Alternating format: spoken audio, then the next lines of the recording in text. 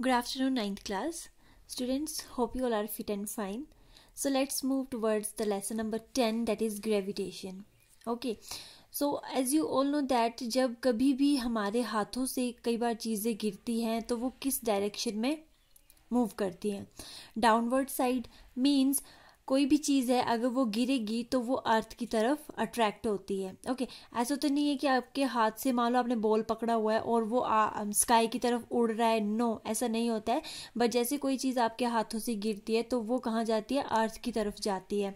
सो और भी आपने बहुत सारे एग्जाम्पल्स देखे हैं. लाइक मान लो कि आप फॉरेस्ट में जाते हो या आपके घर के आसपास कोई प्लांट है, ठीक है, वहाँ से लीव्स जो होती हैं वो भी मतलब फॉल डाउन होती है, जैसे गिरती हैं तो वो किस डायरेक्शन में गिरती है, अर्थ की तरफ को गिरती है. ऐसा तो है नहीं कि पत्तियां जो गिरेंगी वो स्काई की तरफ को जाएंगी. नो, मतलब जो भी चीज़ें हैं अर्थ की वो सारी कहाँ जाती हैं, अर्थ की तरफ गिरती हैं.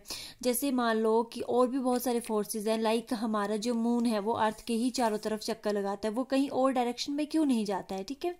या फिर हमारे जो प्लैनेट्स है वो सन के चारों तरफ चक्कर लगाते हैं, तो वहाँ भी क्या है, एक अनसीन फोर्स ऑफ अट्रैक्शन है, ठीक है. तो उन सभी वो जो फोर्स है ना उसको फोर्स ऑफ ग्रेविटी बोला जाता है, ठीक है. सो आप ट्राई करना, आप कोई भी चीज़ गिराते हो, मान लो पेन है, पेंसिल है, चौक है, बुक है, कॉपी है, एवरीथिंग, वो आपकी कहाँ कौन सी डायरेक्शन में मूव करेगी, टुवर्ड्स द अर्थ. उस चीज़ को आप क्या बोलते हो, उस फोर्स को क्या बोलेंगे, gravitation. So this is all about your definition of gravitation, that is earth attracts everything towards it by unseen force of attraction. This force of attraction is known as gravitation or gravitational pull. जो अर्थ अपनी side force लगाती है, खींचती है, उसको gravitational pull या फिर gravitation बोला जाता है. Okay so next is universal law of gravitation. Universal law of gravitation भी है यहाँ पे, वो देखते हैं कि अब क्या है. Every object in the universe attracts other object by a force of attraction called gravitation. आप सभी को पता है कि इस अर्थ पे जो भी ऑब्जेक्ट है वो एक दूसरे को एक किसी फोर्स के साथ अट्रैक्ट करके रखने वाला है, ठीक है. तो उसी को हम जो है ग्रेविटेशन बोलते हैं, and which is directly proportional to, और वो डायरेक्टली प्रोपोर्शनल टू है product of the masses of the objects and inversely proportional to the square of the distance between them. This is called law of gravitational or universal law of gravitation. अब आपसे पूछा जाता है कि what do you mean by universal law of gravitation? So your answer should be like this, that the force of attraction or the gravitation is directly proportional to the mass of the two objects, or the inversely proportional to the square of the differences between them. This is known as universal law of gravitation. So mathematically how can we prove that? Take two objects, that is the mass of first object is capital M and the other mass is small m, are the two masses, okay, and the d is the difference between two objects. So this is these are your two objects, and the mass of first object is capital M and small m of the other object, and difference between them are d. So let the force of attraction between two masses. Suppose force of attraction क्या है, आपने बोला कि force of attraction जो है वो directly proportional है इनके प्रोडक्ट के इक्वल, डायरेक्टली प्रोपोर्शनल ये है आपका. And also inversely proportional to 1 over distance. Means inversely क्या होता है, 1 के ओवर आप जो चीज़ लगा देंगे वो इनवर्सली प्रोपोर्शनल होती है. मीन्स जैसे फोर्स बढ़ेगी वैसे उसका डिस्टेंस जो है वो कम होगा, डिस्टेंस बढ़ेगा तो फोर्स कम होगी. तो ये है इसका मतलब, ठीक है. सो ये आपके टू स्टेटमेंट से आ जाते हैं मैथमेटिकली एक्सप्रेशन. एंड यहाँ से आप देख सकते हो कि फोर्स दोनों इन दोनों के इक्वल है, तो क्या हम इन दोनों को एक साथ नहीं लिख सकते हैं. Force is directly proportional to mass of the two object over inversely proportional to square of the distance between them. ये आपने एक्सप्रेशन लिख दिया. And F is equal to G M M over D square. Means where G is the gravitational constant, directly proportional constant आपने G use कर लिया और यहाँ पे इक्वल टू साइन यूज कर दिया. Where G is the constant and known as the gravitational constant. So यहाँ से अगर आप जी की वैल्यू निकालना चाहो तो ऑब्वियसली क्या होगा, एफ डी स्क्वायर मल्टीप्लाई हो जाएगा और ये जो एम और एम है ये प्रोडक्ट में नीचे चला जाएगा. तो वही चीज़ निकाली, यहाँ से जी की वैल्यू निकाली है. And SI unit of ji is newton metre square पर के जी, पर स्क्वायर के जी. मीन्स यहाँ पे अगर आप इनके सभी की ऐसा यूनिट्स पुट करेंगे तो आपके पास यही आएगा. फोर्स की ऐसा यूनिट क्या होती है, न्यूटन, और डिफरेंस की डिस्टेंस की क्या होती है, मीटर, और डिस्टेंस स्क्वायर है सो मीटर स्क्वायर हो गया.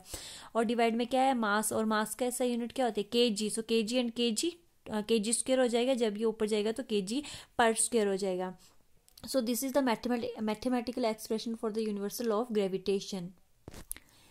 and the value of g is 6.673 into 10 raised to minus of 11 newton metre square पर kg मीटर स्क्वायर, ठीक है, sorry square, and found by Henry Cavendish by using the sensitive balance. ये जो है value है आपकी स्टैंडर्ड वैल्यू है जी की, और जो इन्होंने साइंटिस्ट ने सेंसिटिव बैलेंस का यूज करके फाइंड करी थी। Okay, so our next topic is importance of universal law of gravitation. So importance of universal law of gravitation are, first one is the force that binds us on to the earth. पहले तो ये force है जो कि हमें अर्थ के साथ बांध के रखने वाली है, binds to the earth. Okay, second is the motion of the moon around the earth. जो मून का मोशन है अर्थ के चारों तरफ, वो भी इस फोर्स के अकॉर्डिंग जो है वो बना हुआ है। अगर फोर्स ऑफ अट्रैक्शन नहीं होगी तो जो मून है वो अर्थ के चारों तरफ चक्कर नहीं लगेगा, वो किसी और कहीं और ही मूव कर सकता है। Okay, so the motion of planets around the sun and the tides due to the moon and the sun. और जो प्लैनेट्स हैं वो भी सन के चारों तरफ चक्कर लगा रहे हैं, वो भी due to the force of gravitation है। एंड जो टाइड्स जो प्रोड्यूस होती हैं आपकी जैसे सीज में, समुद्र में, ठीक है, और तो ये भी जो है उस फोर्स ऑफ अट्रैक्शन के वजह से। So these are your importance. Okay, next heading is free fall. Free fall. When an object falls from any height under the influence of gravitation force only, it is known as free fall.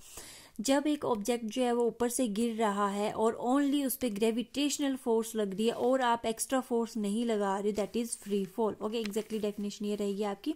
सो यहाँ से एक concept और आता है आपका, acceleration due to gravity. Obviously जो चीज़ ऊपर से फॉल हो रही है उस पर कोई ना कोई एक्सेलरेशन लगेगी, ठीक है, तो उसको ही एक्सेलरेशन ड्यू टू ग्रेविटी बोला हुआ है। That is when an object falls towards the earth there is a change in its acceleration due to the gravitational force of the earth. So the acceleration is called acceleration due to gravity, it is denoted by small G. अब देखो आप ऊपर से कोई चीज फेंक रहे हो, ठीक है, तो वहां पे ऑब्वियसली एक्सेलरेशन उसकी चेंज हो जाएगी, और वो एक्सेलरेशन जो अर्थ की एक्सेलरेशन है आपकी उतनी बराबर हो जाएगी, ठीक है, कोई एक्स्ट्रा नहीं लगेगी यहाँ पे फोर्स। और उसको जो है ग्रेविटेशनल मीन्स यहाँ पे एक्सेलरेशन ड्यू टू ग्रेविटी बोला हुआ है, और इसको स्मॉल जी से डिनोट किया जाता है। So the unit of small g is same as acceleration. जो एक्सेलरेशन की यूनिट्स होती है वही स्मॉल जी की रही है आपकी, ठीक है। सो मीटर पर सेकंड स्क्वायर ये जो है इसकी ऐसा यूनिट हो जाएगी स्मॉल जी की। And mathematical expression for g is you can prove from second law of motion F is equal to M A. आपको पता है कि सेकेंड लॉ ऑफ मोशन क्या बोलता है, force is equal to mass into acceleration और the product of mass and acceleration, ठीक है, ये चीज आ गई। For free fall acceleration is replaced by acceleration due to gravity.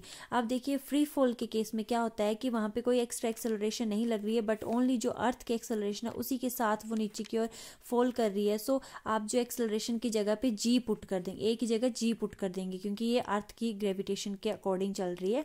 So mass and जी, ये इक्वेशन फर्स्ट दे देंगे इसको। But from universal law of gravitation, but आपने अभी यूनिवर्सल लॉ ऑफ ग्रेविटेशन भी स्टडी किया है, दैट एफ वहां पे फोर्स किसके बराबर होती है, G and product of two masses over distance square, ठीक है, ये आपकी second equation. From first and second equation we get, अभी ये फोर्स एंड फोर्स दोनों फोर्स है, ऐसा करते हैं कि हम इन दोनों को भी इक्वेट कर देते हैं। So M G is equal to G M M over D square, means इस एफ की जगह आप ये वाली वैल्यू पुट कर देंगे टाइप से, तो ये हुआ। यहाँ से आप स्मॉल एम और स्मॉल एम को कट कर देंगे तो आपके पास स्मॉल जी की वैल्यू क्या रहेगी, G into capital M over D square. This is the value of force G, और you can say that acceleration due to gravity.